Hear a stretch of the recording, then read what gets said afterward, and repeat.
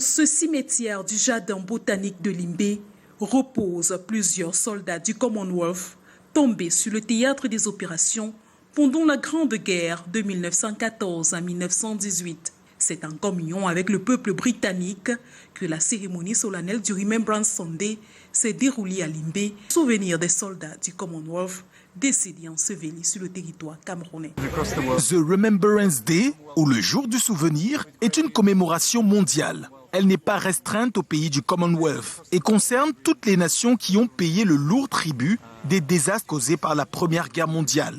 Chaque année au mois de novembre, nous rendons hommage aux disparus, aux soldats tombés sur le champ de bataille, tout en menant une réflexion profonde sur le recours aux conflits armés. L'ultime espoir est que ce monde ne soit plus jamais un lieu de guerre. Le secrétaire d'État à la Défense, chargé des anciens combattants et victimes de guerre, Koumpa Issa, préside la cérémonie en présence des représentants de la mission diplomatique britannique au Cameroun et des autorités administratives, au rang desquelles le gouverneur Okali Abilai, tous mobilisés pour cet acte souvenir. Des gerbes de fleurs sur ces Commonwealth War Graves, des prières dites pour l'ensemble des morts et une minute de silence ont marqué ce Remembrance Day.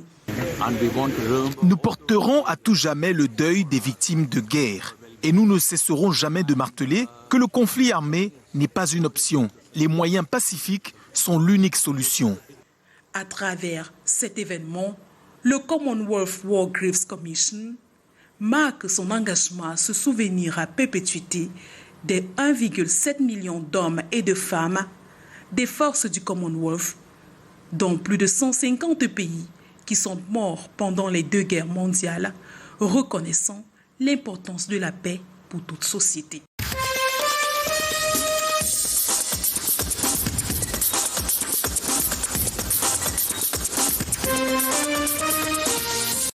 Dans cette rencontre ouverte aux services sociaux et déconcentrés, il s'agit de recueillir des avis afin d'élaborer des indicateurs de suivi, évaluation et du contrôle. En somme, il est question d'élaborer des outils techniques pour pouvoir permettre à cette structure de contrôler efficacement les risques humains et les risques sociaux des projets. Organisé par la Brigade nationale de contrôle de la conformité sociale des projets, l'enjeu est de maîtriser les outils de contrôle des risques humains et sociaux. C'est les risques humains, c'est les risques sociaux, mais c'est les risques de femmes, c'est les risques des personnes vulnérables, les risques des jeunes. Donc la venue des projets dans les localités transforme la communauté, transforme l'environnement. Et si ces mesures ne sont pas prises en compte, ça a des apports négatifs à la fin et la population se sent parfois pas très confortable, même si le projet est une activité positive pour venir résoudre un problème de société. Donc cette brigade est vraiment à point nommé. Donc l'État du Cameroun a compris qu'effectivement les populations pour le développement sont les plus concernées. Tout développement sans population n'est plus un développement. La validation des termes de référence dans le Grand Nord passe par l'adoption des recommandations et la capitalisation de ces travaux. Il sera donc question de s'assurer à la fin si ces mesures sont observées.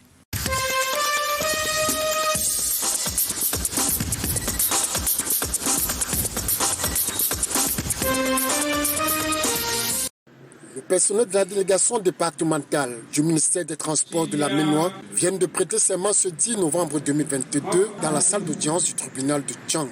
Ils sont 9 à s'engager à assumer leur nouvelle tâche d'officier de police judiciaire à compétence spéciale.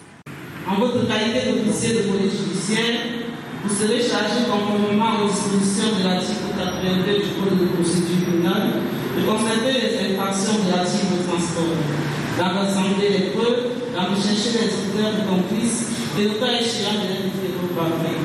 Les agents du ministère des Transports, par cette nouvelle compétence qui élargit leur champ d'action dans la sécurité routière, pourront dissuader les usagers imprudents sur nos différents axes. Les contrevenants seront malheureusement obligés de venir répondre de leurs actes et également de du fait qu'ils se mettent en marche à l'égalité, devront désormais venir en répondre près des tribunaux auprès de monsieur le procureur. Voilà ce que nous allons faire désormais sur la voie publique. La route étant à l'origine de nombreux décès chaque année causés par les accidents de la circulation, la sensibilisation et les sanctions des usagers hors la loi seront désormais de mise. Au-delà de la sensibilisation, nous pourrons aller jusqu'à constater les infractions et effectivement adresser des procès-verbaux que nous adresserons à monsieur le procureur qui est chargé d'appliquer les amendes. Au-delà de cet aspect répressif, la prudence devrait être le maître mot afin que la route cesse de tuer.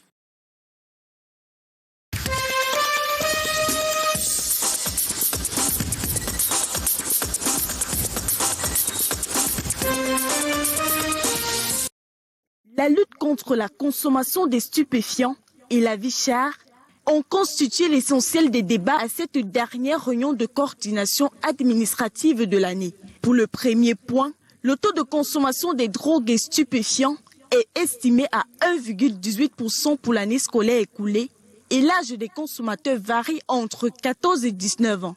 Il a été recommandé de procéder à la fouille des cargaisons de marchandises, identifier les sources d'approvisionnement ainsi que les points de vente pour sévir le plus rapidement et procéder à la fouille systématique des sacs de classe des élèves. La consommation des drogues et stupéfiants en milieu scolaire dans le département du Mbaminobo reste résiduelle parce qu'il y a un ensemble de stratégies qui ont été mises sur pied. Pour lutter contre la vie chère pendant les fêtes de fin d'année qui pointent à l'horizon, la disponibilité des produits et denrées de première nécessité a été évaluée. Entre autres mesures, il a été décidé de débarrasser les marchés de produits et boissons contrefaits et mettre sur pied des barrières de contrôle aux portes d'entrée du département. Nous devons faire Noël pour tous. Noël pour tous, ça veut dire que tous les consommateurs doivent avoir accès aux produits de grande consommation. Nous avons aussi pris en compte la situation des drogues et stupéfiants dans notre département où nous avons commencé une lutte acharnée contre ces fléaux. En ce qui concerne le budget d'investissement public, le Mbaminobo enregistre à date un taux de réalisation de 43,53%, très en deçà de la moyenne.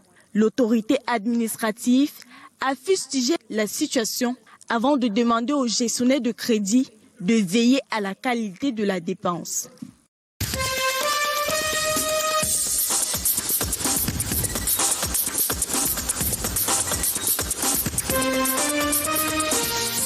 Ils sont 32 acteurs des mairies aux côtés de la société civile outillée ici en Ngaoundéré sur les mécanismes de suivi budgétaire et de contrôle citoyen de l'action publique locale relativement à la transparence et la certification citoyenne dans le domaine minier, absent dans plusieurs communes de l'Adamawa. Moi, je ne peux pas vous dire exactement comment s'est passé le versement, mais seulement tout est centralisé au niveau de Yaoundé. Et la dernière descente que le maire a faite, nous avons pu avoir 143 millions. Avant 2019, on mettait tous ces gens parmi les artisans.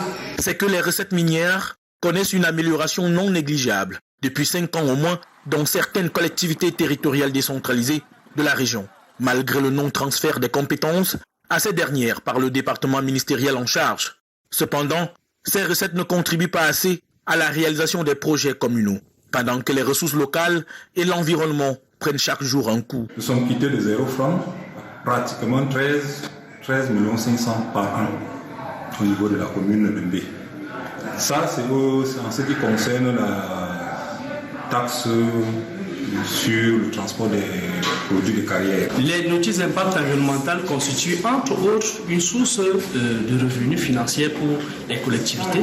Ces travaux ont lieu dans le cadre du projet de bonne gouvernance locale, professionnalisation et valorisation du secteur minier de développement financé par l'Union européenne.